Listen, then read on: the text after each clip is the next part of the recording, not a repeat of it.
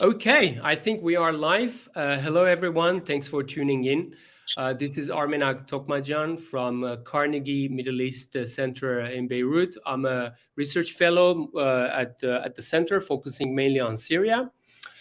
Today, we're going to talk about the geopolitical implications and dimensions of what happened in Syria in the past 2 weeks. The way how I will proceed is to give you a very brief introduction and then introduce my guests, and then we dive into the discussion. So obviously the Syrian regime has fallen, and this is a major, despite the challenges, this is a major and historic opportunity for Syria and Syrians to build a new country, to build a new political system that is more inclusive and not repressive. But also Assad's fall and his regime's fall is a major geopolitical event.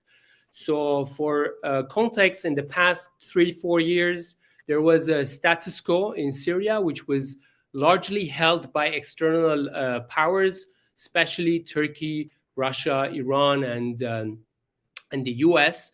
But that balance has been shattered with the fall of Assad regime. And initial assessments suggested that there are clear winners and clear losers.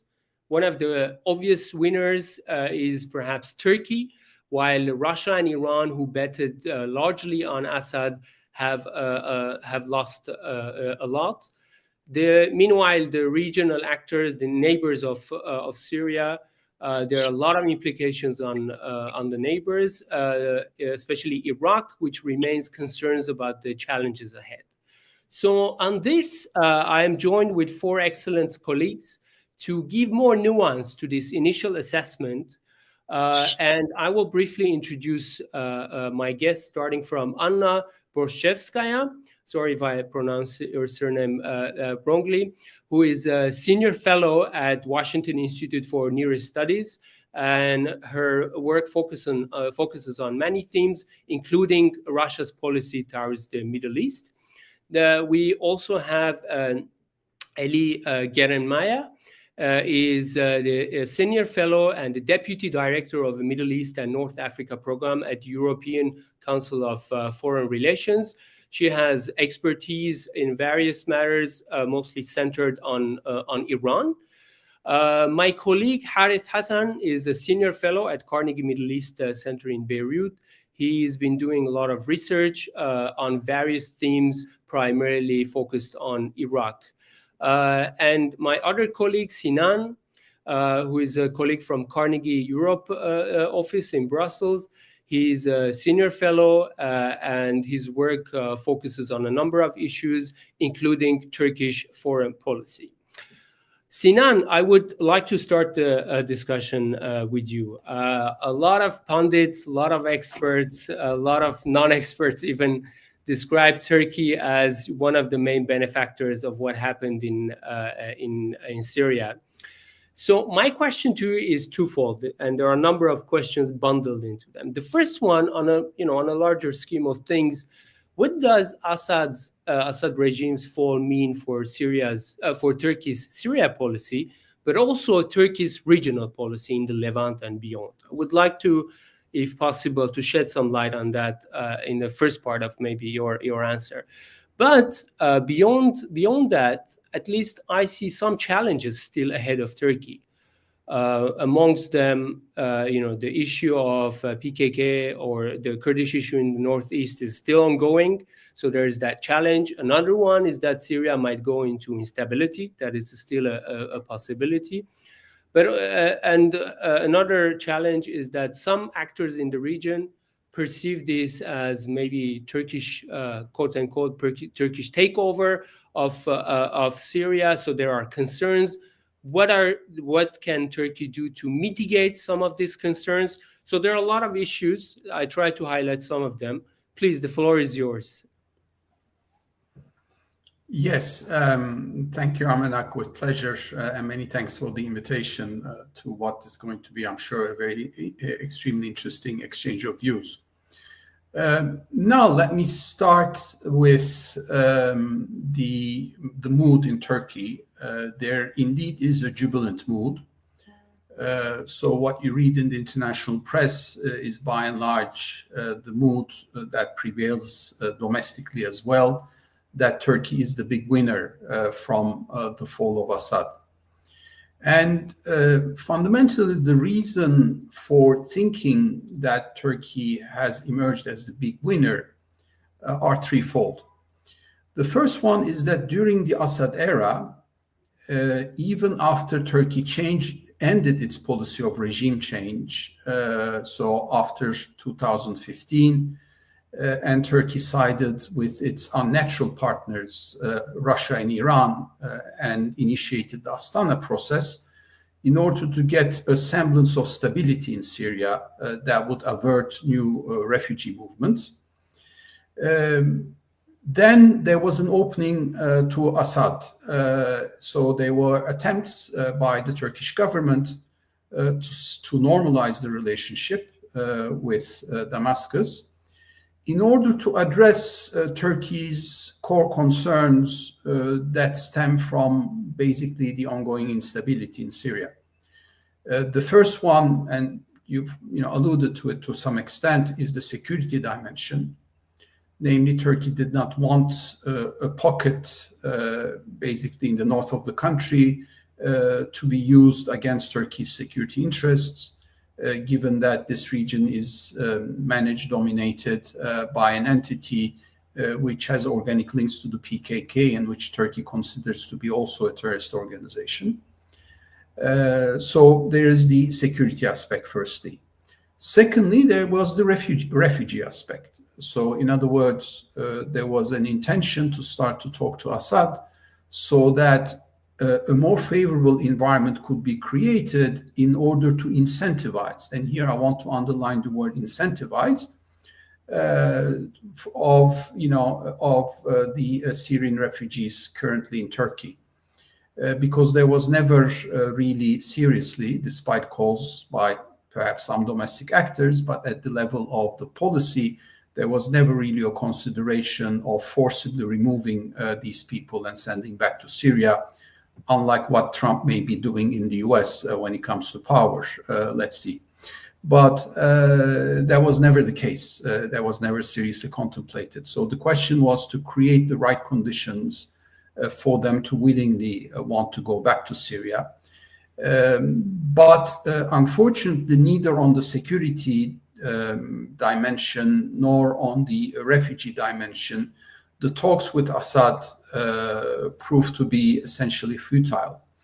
Assad postulated a number of maximalist conditions just to be able to start to talk, including the removal of the Turkish military from Syria.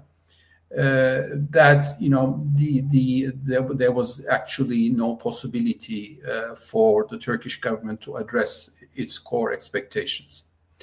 So that's really the reason, and major reason number one, why regime change in Syria, the fall of Assad, was welcomed by the Turkish government, because it now will allow for a much more thorough, productive, and fruitful discussion about these themes.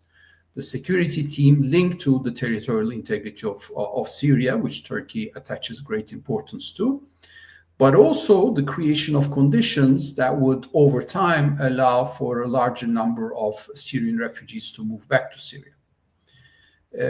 Then, somewhat linked to your third question, is also an assessment that what has happened now in Syria is a political earthquake that would have regional implications, because fundamentally we now see the emergence, and I'll come to the caveats, but we now see the emergence of a government in Syria that maybe after 50 years really is going to be likely to be more pro-Turkey than more pro-Iran. And therefore, this is, a lasting change in the regional power constellation, which is yet another reason why the fall of Assad has been welcomed with such zeal in Ankara. And thirdly, domestically, of course, there's another element which is, seldom underlined by the international commentary, and that is that the AK Party government has been heavily criticized in the past for having invested in regime change in Syria, because this was a radical departure from the fundamental tenets of Turkish foreign policy, which is, much more oriented towards regional order, statu quo, non-interference in the domestic affairs of its neighbors. And lo and behold, all of this was jettisoned in 2011 when the Turkish government decided to back regime change in Syria, not only politically, but also got involved very heavily with the domestic actors to accelerate that regime change. Not only did that enterprise prove to be futile until a few days ago, obviously, but also it created the conditions whereby Turkey found itself with more than 3 million Syrian refugees at home. These people were essentially welcome to Turkey initially because the Turkish society saw this as a humanitarian task.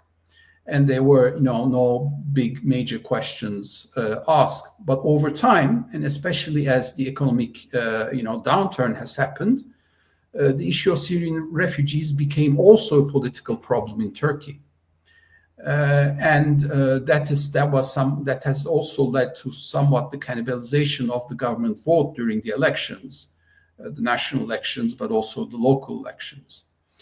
This is really, and therefore the criticism that the government policy was flawed was almost overnight overturned in a way, and that solidifies their AK Party's domestic stance, because now the rhetoric has turned into, oh, look how far-looking we are because we invested in this, and ultimately our investment paid off. So all the past criticism is void. This is the domestic angle to what has happened in Syria.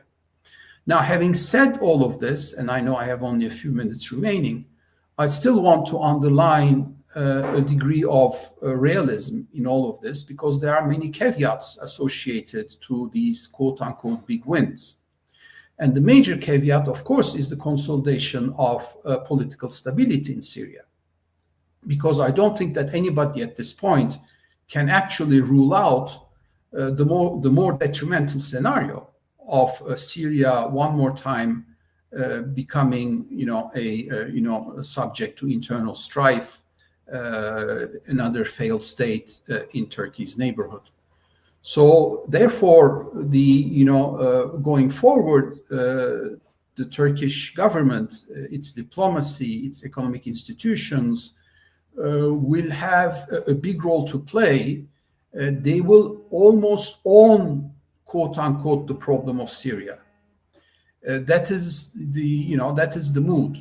They will invest a lot in the stability of Syria, helping the new government in terms of capacity building, humanitarian aid, but also internationally trying to energize international assistance in the short term, but also in the medium and long term, trying to essentially centralize international help for the rebuilding of Syria. Because if that fails, then of course, the outcome will be much more challenging for Turkey. And instead of envisioning, a Syria, a neighbor to Turkey, whereby the Turkish influence grows and, modes of cooperation can be envisaged and deepened, we may end up with the alternative scenario of, one more time, a country that exports its instability to its neighbors. Thank you very much, Sinan, for, as always, that comprehensive comment. I want to move now to Iran with Ali. And Iran is obviously, one of the regional actors which was heavily involved in Syria, not just in the past 10 years, but for a long time. And with the fall of the regime, it looks like a major blow. So What I want to ask you again is twofold. First, it hasn't been a long time yet, but what is the assessment of the Iranian leadership in Iran of what happened in Syria, and what does regime's fall in Syria mean for Iran's regional policy? Here I mean the axis of resistance, involving Israel, etc. So this is on the larger scheme of things. But again, a lot of experts or pundits maybe prematurely declared Iranian influence over in Syria. I want to hear your thoughts on that. Is it premature to declare Iranian influence over in Syria, given the fact that Syrian state owes a lot of debt to Iran? There are a lot of contracts which were signed in the past 10 years. So there are a lot of other caveats, I think, to it that would be great if you can shed some light on that. Thank you. The floor is yours.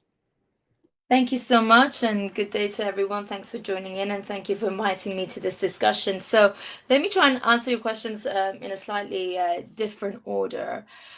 So, what has happened, this political earthquake, geopolitical earthquake that Sinan talks about, what does it mean for Tehran? And I think that, after almost over a decade of ascendancy in its operations in Syria, but also the broader region, the events of the last few months, both in Lebanon and in Syria now, and also directly inside Iran, with respect to direct attacks from Israel inside Iranian territory, I think has presented a real moment for regional reckoning for Tehran. It is definitely on the back foot. It's not game over, but I do sense from the debates that are at least in the public amongst various leadership figures in Iran that there is now a strategic rethink happening within the establishment about where their policies, both at home and abroad, go from here. Without doubt, the Assad family anchored Iran's only state ally in this axis of resistance framework that Iran originally formed as a resistance towards Israel and its occupation of Palestinian lands, but over time has certainly moved beyond that to morph into this forward defense policy, as Iranians call it, of protecting the Iranian nation through its operations abroad. And, twinned with the fact that the Assad dynasty is gone, as well as Hezbollah being significantly undermined, some would say decimated, in terms of its operational capabilities against Israel from Lebanon, it does really present, I think, a major shakeup to how Iran has viewed its deterrent structures against its two big foes, the United States and Israel. Now, going forward, I think that is part of this strategic rethink. Iran still considered itself, and I think is, a regional power, and its power should be taken seriously. Its choices have certainly been limited by the events of the past few months, but in the first speech that Iran's supreme leader had following Assad's fall, he put forward a very defiant impression of where his country is at and what the recent shakeup means for the axis of resistance. That sort of defiant tone could indicate that Iran may dig its heels in and double down on rebuilding the axis of resistance with a very long game view in mind. Iran always plays the long game. It views itself as a civilization, and so these setbacks could be viewed as a momentary phase, and that would mean that Iran is going to reach out more expansively to its allies, the Shia armed groups in Iraq, in places like Yemen, where the Houthis have in recent days launched further missiles into Israel. And it could basically look to act as a spoiler in places like Syria and Lebanon to prevent their post-conflict rehabilitation. I do think that there's a strong argument being made internally that if Iran goes down this road, which it has the option to do, it's going to be quite a bloody roadmap for Iran and its remaining allies in the region. That the Israeli government has made very clear, both through its actions and I would think through its promises that it's relaying through both regional states around Tehran, but also the United States, that Israel will not allow Iran to rebuild at low cost, and this will come at a very, very high cost, potentially with direct attacks inside Iran.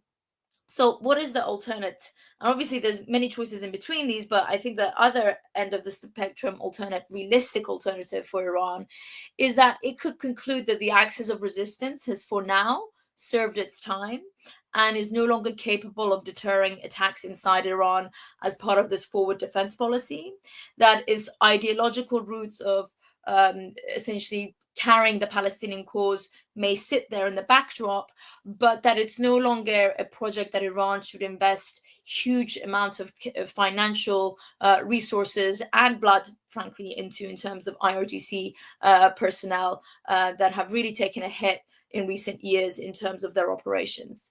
So the way that Iran let go of Assad without putting up a fight may indicate that the establishment is coming to terms with this being the reality.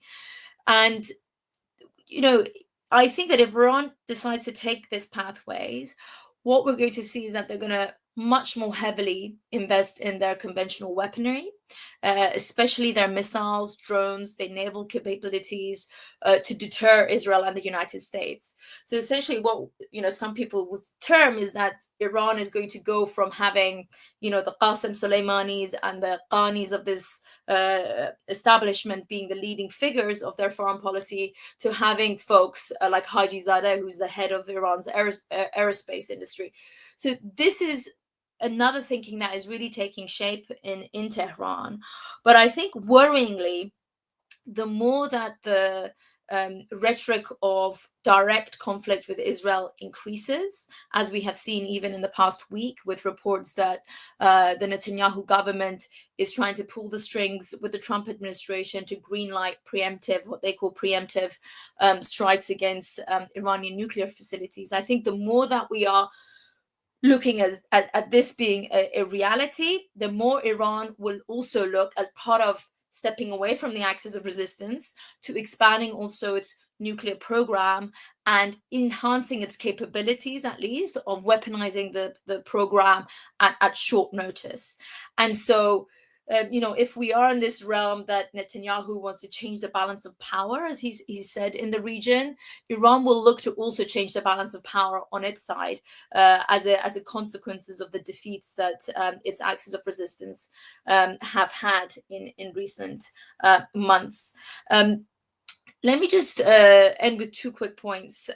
Also, is that I think that if Iran also goes down this path of, let's say, stepping away from the axis of resistance, it opens up pockets of opportunity for the region.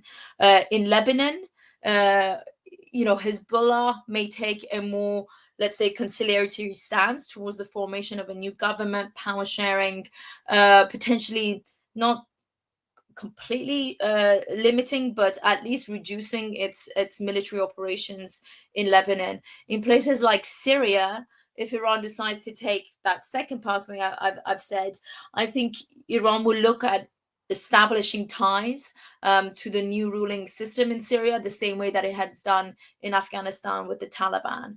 And in Iraq, I think that the dynamics currently mean that Iran will have less capabilities to force its way through Baghdad into places like Syria, and to force the Iraqi establishment to accept its freedom of action inside Iraq. But I know Harith can talk more on that. And it also opens up the opportunity, I think, for a more interesting set of negotiations with the United States, which may or may not happen under a Trump administration, but Iran has certainly been sending out these trial balloons since Trump was elected to say, we want direct negotiations with the United States on the nuclear issue. Now, for the first time, there may be more of an opportunity for a more meaningful dialogue on regional security, not just with the United States, but more importantly with the GCC states. And here I think Saudi Arabia would take the lead. There is also just one small point on, since Sinan talked about the domestic implications for Turkey, there have been domestic implications of what's happened in Syria for Iran. And a lot of this is centered on, why has Iran spent these unknown, what we think are billions of dollars inside Syria for a failed project. And there's a really interesting debate happening there. But the Pezeshkian government, the new government, is now using this moment to pivot to say, we need to focus on this being an opportunity to meet the needs of the Iranian people going forward. So I'll end there and look forward to the discussion going forward. Thank you. Thank you very much. Excellent. Thank you. Okay, moving to Russia, Anna, with you. So obviously, Russia is one of the actors who was betting on Assad, and Assad is gone now. The regime has collapsed. Could you again give us an understanding of how Moscow is assessing all this, whether they see this as a defeat, as a tactical defeat, a strategic defeat? But also, again, Russia still has some interest in Syria, but perhaps the priorities have changed. So maybe could you shed some light on the current priorities that Moscow has in Syria and the tools and the means which are available to achieve those priorities? Please, the floor is yours. Can you unmute yourself? Okay, can you hear me now? Great, thank you very much for having me participate in this very important discussion. Let me begin answering your question by taking a broader view first on what were Russia's interests in Syria.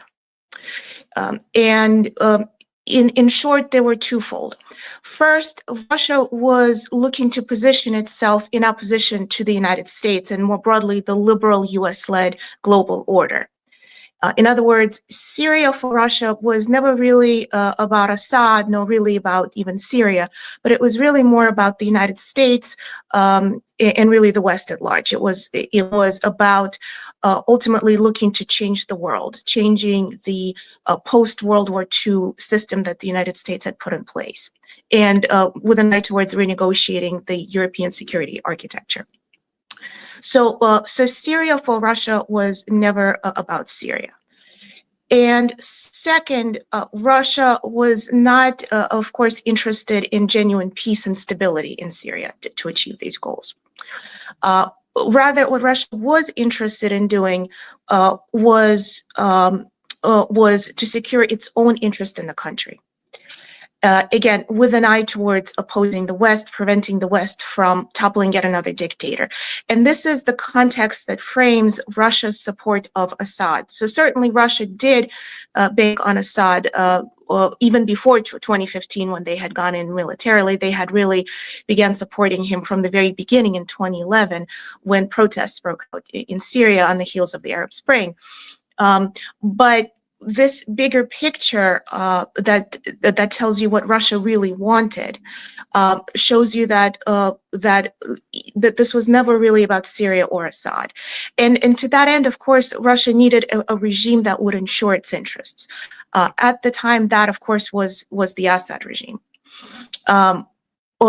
Certainly, when you look at the situation from that perspective, you could see what Syria had become was a frozen conflict up until these latest events. Russia is a master at managing frozen conflicts. In fact, it has created frozen conflicts in the former post-Soviet space, and Syria became an extension of that. But what we know about Russia's management of frozen conflicts is that no conflict is ever really frozen. And certainly these events that we've seen unfold in Syria only confirm that point, that a conflict cannot remain frozen. So it can be, when you think about when it ultimately erupts, the timing of it may be a surprise, the details of it may be a surprise, but one way or the other, it's not a stable system. It's not a stable situation.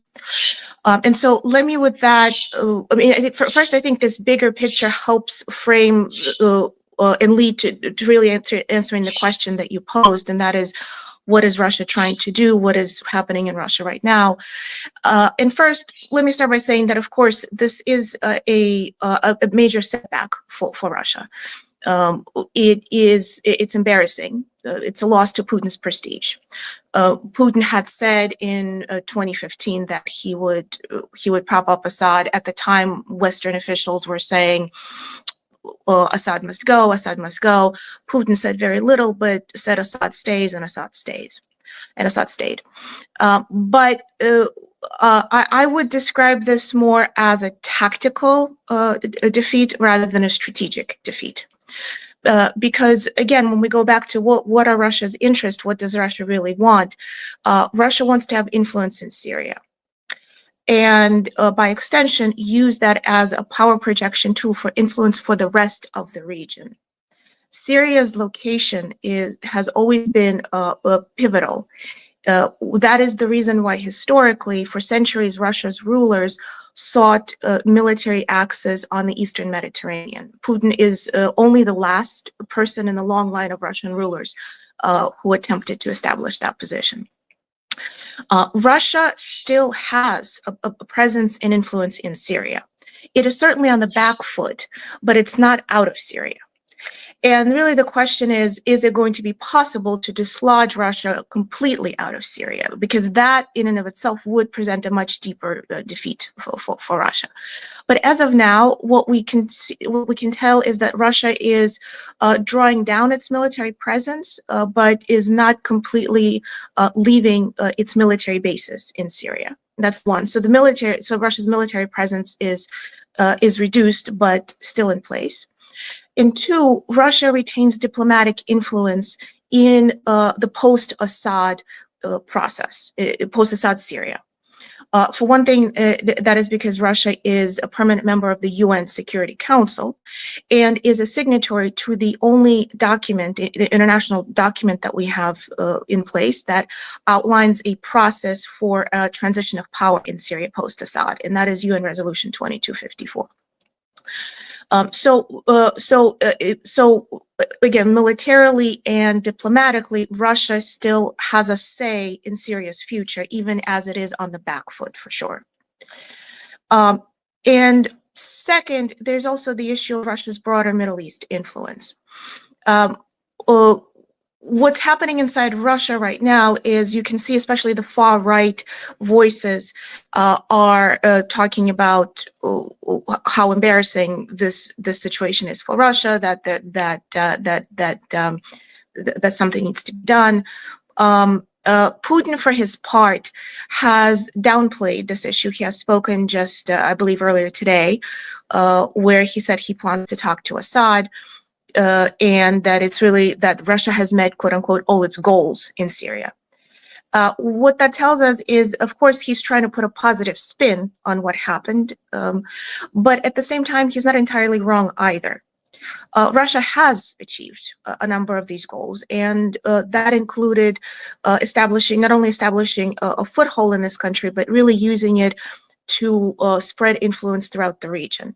And Russia still has this influence throughout the region. It has many more levers of influence in this region now than it had prior to its military intervention in 2015 when it propped up Assad. Of course, that raises a lot of questions about what's going to happen to that influence, and be happy to go into that during Q&A. But I think what this shows is that for one reason or another, the Kremlin calculated that the cost of continuing to prop up Assad was no longer worth it. It was better to cut their losses and let him go. What that means is the story is not over. And I'd like to leave my remarks on that note that Russia is going to continue to vie for influence, both in Syria and the rest of the region, even as it is on its back foot. And what that means for us in the West is that if we don't contest Russia, if we assume that this is a defeat, Russia is out of the region, then it is over time only going to create opportunities for Russia to continue to step in. And I'll end there. Thank you very much, Anna. That was great. Hafez, moving to you, as I was watching the Syrian regime collapse or the opposition attack, yeah, Anna, unmute, please. Yeah,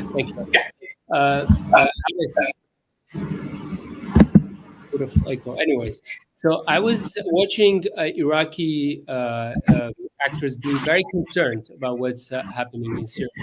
There are some obvious reasons, but there are also some other challenges related to the border, related to what's happening with the Kurds. So it's not just about Damascus. But also, I think in some of our discussions, we've discussed how Iran has this difficult spot of navigating between the pressure of different actors in the region, Iranian pressure on one side, American on the other side.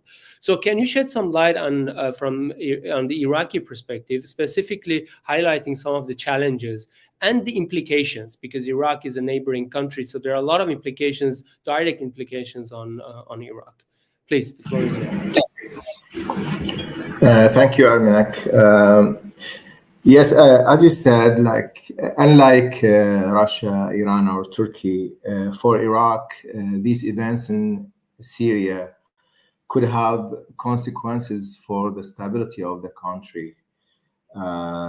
It's not yet a far memory what happened in 2014 when ISIS managed to control large swaths of territory in both Iraq and Syria and tried to establish its own state across the border.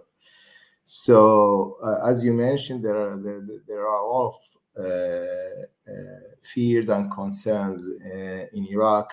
Not to forget that Iraq was one of the few countries in the region that were advocating full normalization of Assad regime's relations with the Assad regimes.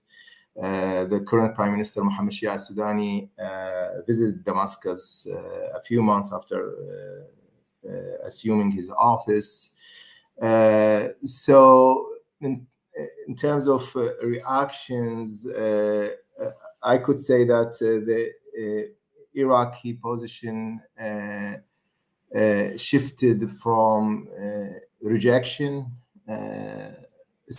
being very skeptical about the rebels in Syria, and with some key members in the ruling coalition advocating for intervention in Syria.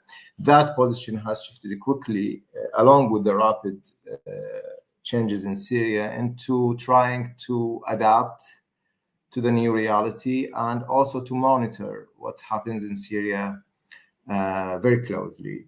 And here probably it's important to distinguish between the position of the Iraqi government led by Sudani and the position of the Fasa'il of the Iran-backed factions. To some extent, we could talk about two foreign policies in Iraq, one adopted by the government and the other by the Iran-backed factions. So far, the government announced two priorities. The first one is to avoid the spillover of any potential chaos in Syria into Iraq. Particularly, there is a concern about the revival of jihadi activities and ISIS or any new incarnation of jihadist movement finding a safe haven in Syria due to the weakness of the central government or potential conflict between different military factions in Syria. The second one is about communal and sectarian relations in Syria that could have an effect on Iraq. In particular, the Iraqi government spoke about the necessity of forming an inclusive government in Syria. And I think by that, they mainly refer to fears of acts of revenge against the Shia and the Alawite communities in Syria, and especially attacks on the Shia religious sites in Syria that could instigate sectarian sentiments and deepen the sectarian division both in Syria and Iraq. And of course, that would have consequences for the situation in Iraq. So far, the Iraqi government have deployed large army units and also units from the Popular Mobilization Forces near the border. And I think this deployment will continue for the upcoming weeks in order to make sure that nothing, especially the jihadi activities, will not be resumed across border between the two countries. Probably the Iraqi government also is trying to coordinate efforts with Turkey, recognizing that Turkey today is perhaps the strongest regional actor in Syria and will remain so for a while. There are several issues that the two countries will have interest in, the future of the Kurdish areas in Syria, the autonomous administration, the Syrian Democratic Forces, to the extent that the Turkish claim that the PKK fighters are strongly embedded in the SDF and Syrian Kurdish groups. That will have consequences also in Iraq. First, because Turkey has been attacking positions of Kurdish fighters in Sinjar near and Duhok near the Iraqi-Syrian border. Second, the PKK and Kurdish fighters have established some connections with the Popular Mobilization Forces, the units that are close to Iran.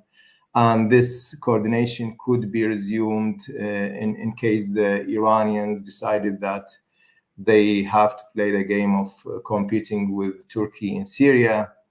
And also Iraq could be a bridge between Iran and Turkey, given the divergent agendas of the two countries in Syria, with Iran being pushed out and Turkey is getting a stronger foot there. Iraq could try to play some role here. When it comes to the paramilitary factions that are backed by Iran, I think they suffered strong shock after the fall of Assad regime. They invested a lot in defending the status quo in Syria. Also, Syria has been their main corridor to Lebanon, and also some of the attacks that were waged by these factions against Israel were waged from the Syrian territory. So now, as Eli mentioned, that the axis of resistance has been largely undermined. Probably, as you said, Armenia could be premature to declare its complete demise, but it's unquestionable that it has been strongly and deeply weakened. These factions, as we know, play the dual role as being both part of the axis of resistance and part of the Popular Mobilization Forces, which is an Iraqi governmental institutions. Very likely that their troops that have been stationed in Syria before have retreated to the Iraqi territory and perhaps were deployed with the other forces on the border. And this probably include Afghani and Pakistani fighters who were also stationed in Syria. I saw that these factions have been struggling with presenting a coherent and unified narrative about events in Syria. They shifted from blaming Assad for defecting the axis of resistance into emphasizing the imminent threat coming from Syria due to what they consider the rise of Sunni jihadists. Obviously, also the destruction inflicted on Hezbollah in Lebanon by Israel and the fall of Assad regime has been very alarming to these factions. In Iraq, there is a strong concern that Israel might be preparing to attack the Iran-backed factions in Iraq. Most of the leaders of these factions have fled the country. Some went to Iran. I heard also some of them are in Russia. There is strong concern that Iraq could be the next target, which leads me to talk a bit about the implications for Iraq. And while at first glance, Iraq seems to be among the losers, at least in terms of the perceived threat coming from Syria, the rise of or the emergence of Sunni-dominated government in Syria. The new leader of Syria has been a member of al-Qaeda operating in Iraq. So obviously, all of that is concerning for Iraq. But I would say that in a way, the Iraqi government has benefited also from the apparent weakness of the axis of resistance. First, the Iran-backed factions stopped attacking Israel, and it's been weeks since their last attack, and that at least diminished the pressure on the Iraqi government to take action against these groups. They also stopped talking about expediting the departure of U.S. troops from Iraq. This is not anymore a priority on their agenda. They seem very distracted by their self-sustaining efforts that they stopped pressuring the government with regard to the presence of U.S. troops in Iraq.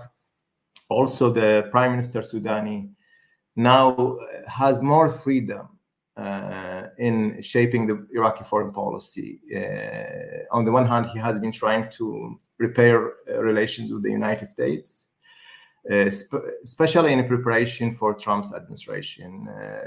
There's an expectation that Trump administration will adopt a more hawkish policy towards Iran and the Iran-backed factions in Iraq. And probably now there is a room for the Iraqi government to try to rein in some of these factions or to limit their influence to avoid the worst.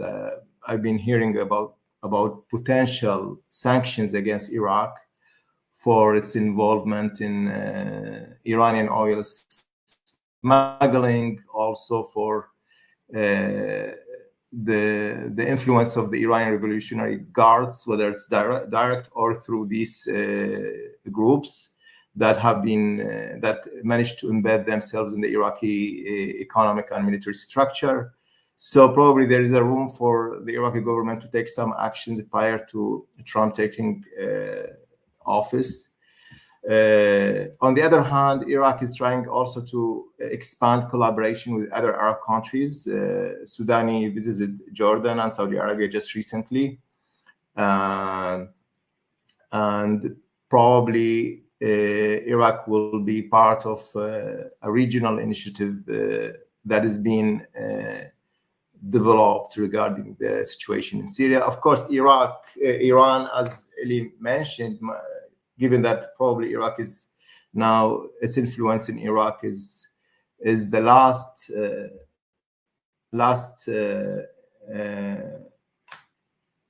stronghold for the axis of resistance.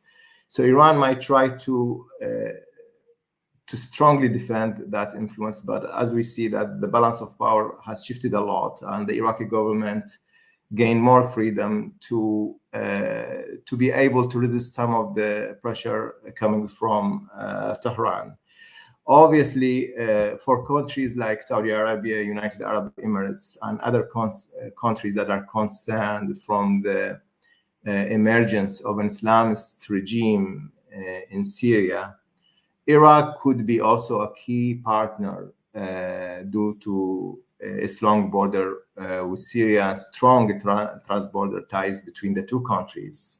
So this could give Iraq some a new leverage in the regional dynamics, especially if the Libyan scenario has been replicated in Syria, and a competition between two axes, between Turkish, Qatar on the one hand, Qatar on the one hand, and Saudi Arabia and United Arab Emirates on the other hand. Probably Iraq will be able to play a balancing act between the two.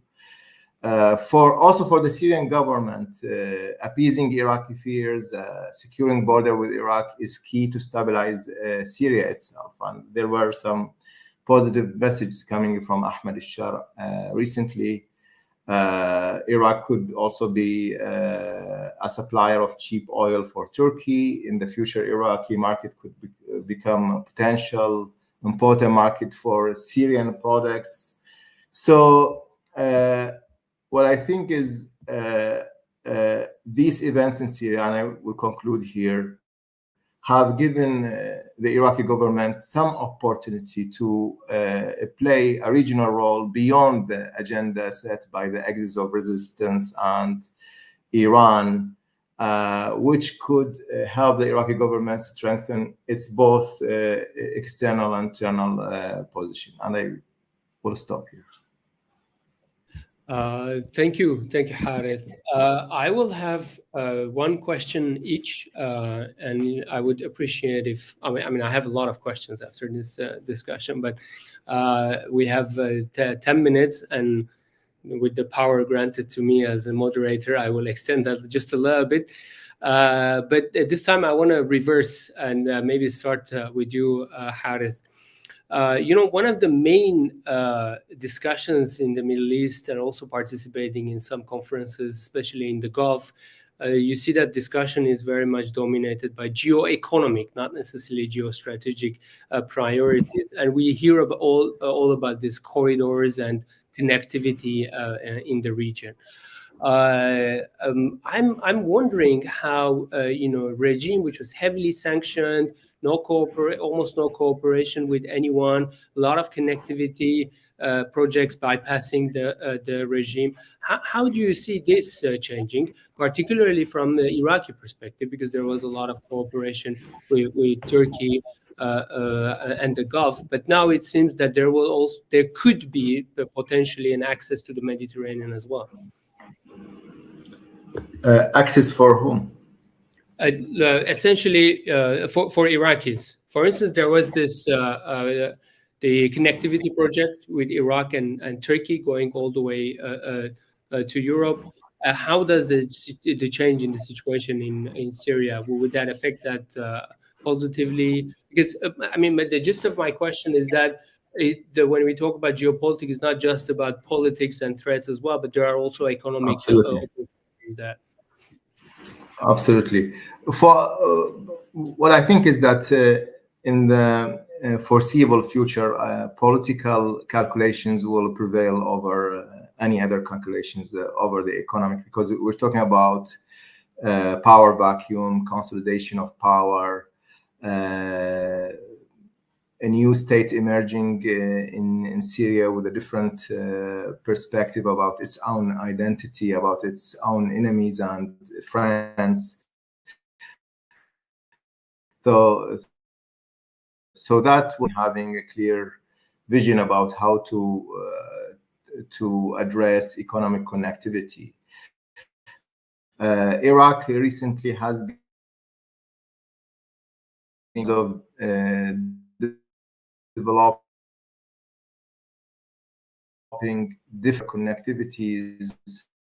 With Turkey, there has been the project, the development road that Turkey was excited about, which connect the Gulf to Iraqi territory through FAO port. A new large port has been built by the Iraqi government, and it's a huge infrastructure project that Turkey was supposed to be a key investor in its building railways and highways.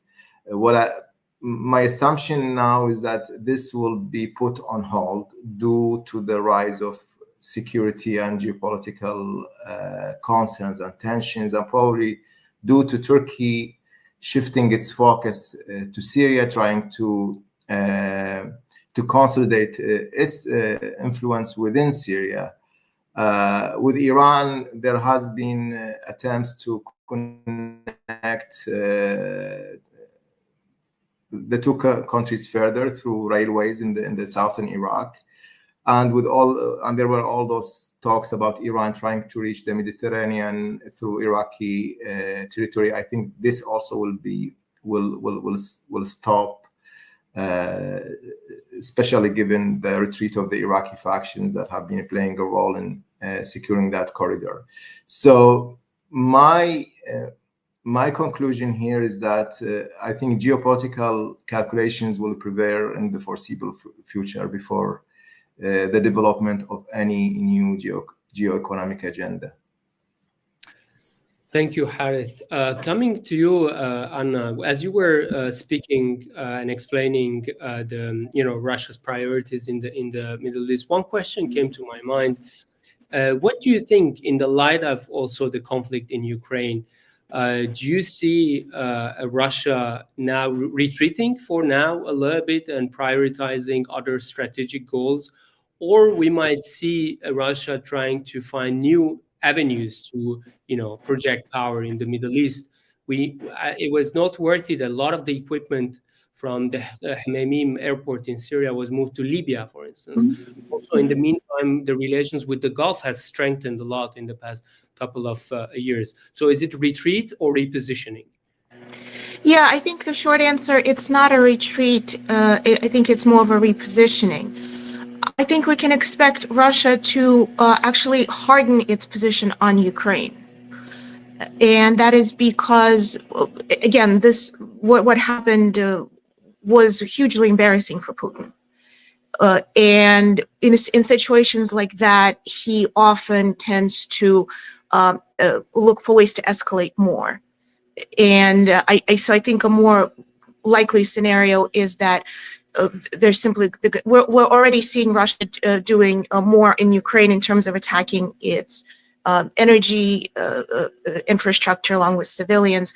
But I think as we head into the new year with the new American president, as there are questions about what would Trump's position on Ukraine be like, potential discussions of a ceasefire, I think we can expect a more hardline Russian position on Ukraine, because they would conclude that that would be the only way to ensure their interests. And in terms of elsewhere in the Middle East, exactly as you said, we see Russia's equipment in Libya. In other words, it's not going back to Russia. It's not, and it is staying in the region. And as you said, Russia has strengthened its relationship with the Gulf in the last several years. So I think we can expect Russia to try to maneuver itself in this new regional reality to better position itself, given where they are right now.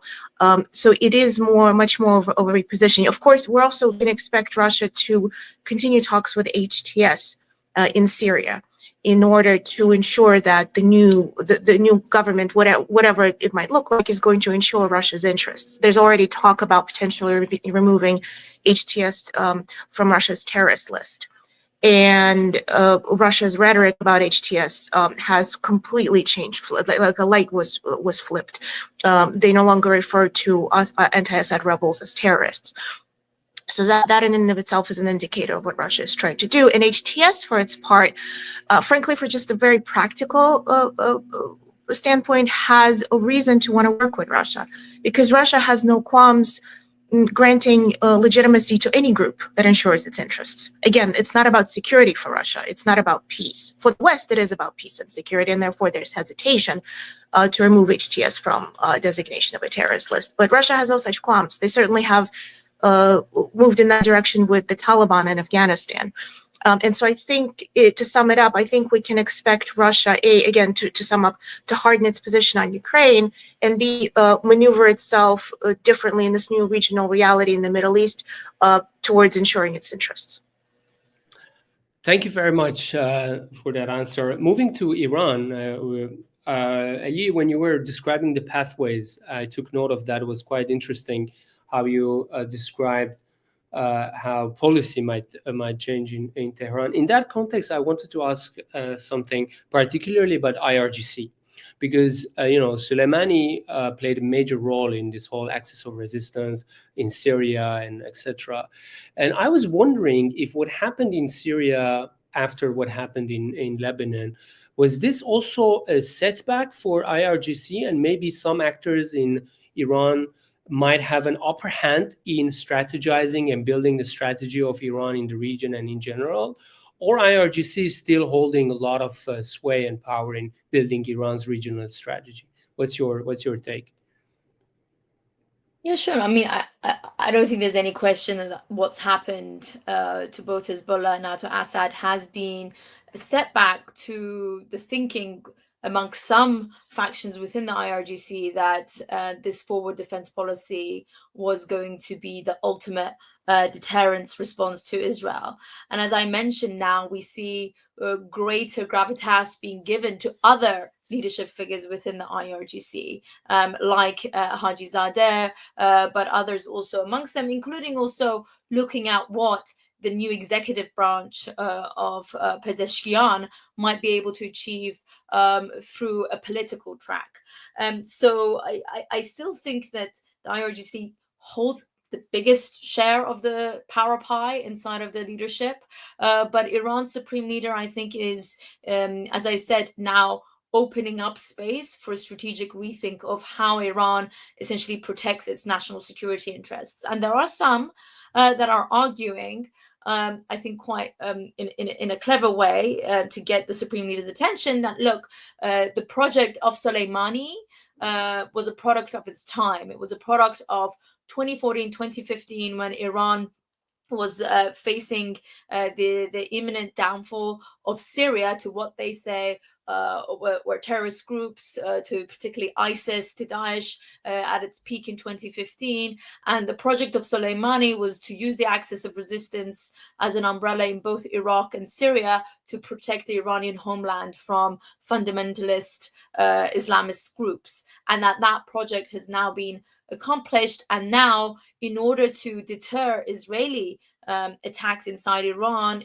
needs a much more sophisticated set of defenses, but also a more sophisticated approach to its regional partners, particularly Saudi Arabia, but other GCC states that could act also as a new umbrella for deterrence against Israel and US military action. So there is this, I think, shift happening, but I see that the Pezeshkian government is trying to actually get buy-in and consensus from the IRGC on this project and to dissuade the country from going towards nuclear weaponization, but actually to look at bolstering conventional weapons at home, like missiles and drones, but at the same time sort of relaxing more on allowing diplomacy to bear fruit as well for Iran.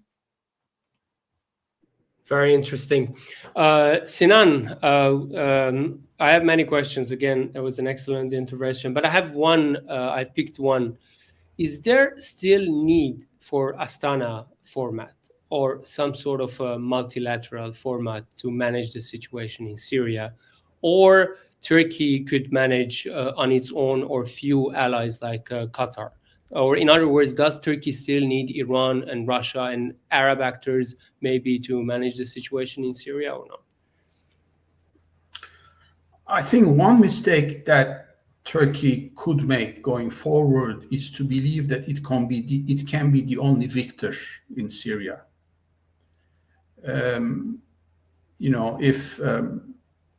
If I had this discussion with policymakers, that's one thing that I would try to tell them, that success in Syria, for the type of Syria that we want to see, an inclusive government, economic and political stability, Turkey cannot try to be the only country that emerges from this as the major power whose interests are consolidated.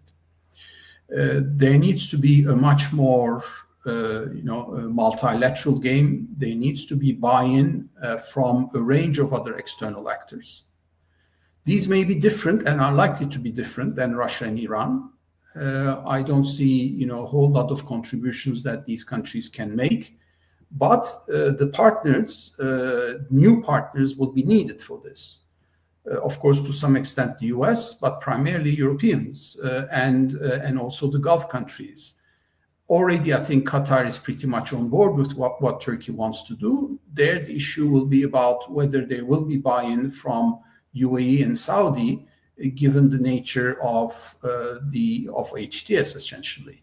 So that needs to be sorted out. But I think this is the end of Astana for all practical purposes. There will need to be a new process, however, the name of which will not be Astana. Yes, so multilateral diplomacy still has a lot of place to do in Syria. Thank you very much. This was an excellent discussion.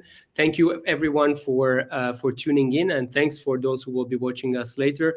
I highly encourage everyone to follow our speakers, as they have written great stuff that I tried to read before our panel, and previously they shed a lot of light on many of the things that are happening in the region. And I encourage you to also follow Carnegie's work, as we put a lot of timely material out there. Thank you very much to my speakers, and have a good morning or evening wherever you are in the world. Bye-bye.